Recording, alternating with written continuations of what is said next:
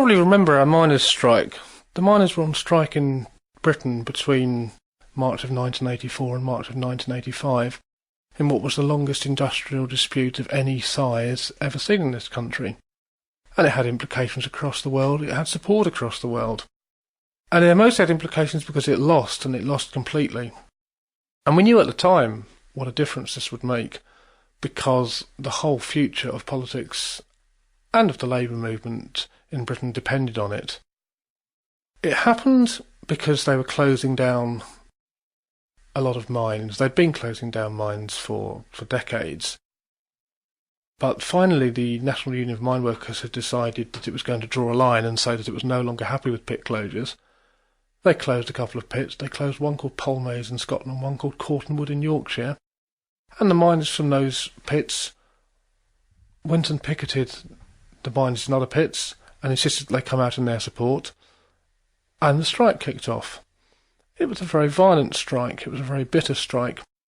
About 15 people died during the course of the dispute. Many thousands of people were arrested. Hundreds of people were injured. The press and the television mentioned nothing but the violence for 12 months. It was, as far as they were concerned, all it was a bunch of thugs and hooligans who were trying to overthrow civilised society. I was at Oxford University at the time. The contrast between a miners' strike and Oxford University is so great that it's difficult to exaggerate. On the one hand, you had this ancient educational institution with its punts and its spires and its tutorials on the grass. On the other hand, you had a real industrial dispute all about people working down mines and about people being hit by the police and people hitting back. And I could tell at the time that in a way it was a battle between those two worlds. It was a battle between the world where you had to struggle and the world where you never had to struggle. It was a battle between the people who were complacent and people who had never had the opportunity or the means to be complacent. And so for 12 months I collected money for them. I stood out on pavements collecting money for them. We sent food parcels to Yorkshire and to South Wales. We went to demonstrations. We went to picket lines. We have a power station near Oxford called Didcot, which we tried to close down by picketing and failed. And as the strike wore on and it got harder and harder, it became more and more obvious that we were going to lose it. And when we did lose the miners' strike, what happened was that left-wing politics in Britain almost disappeared completely for a decade and a half.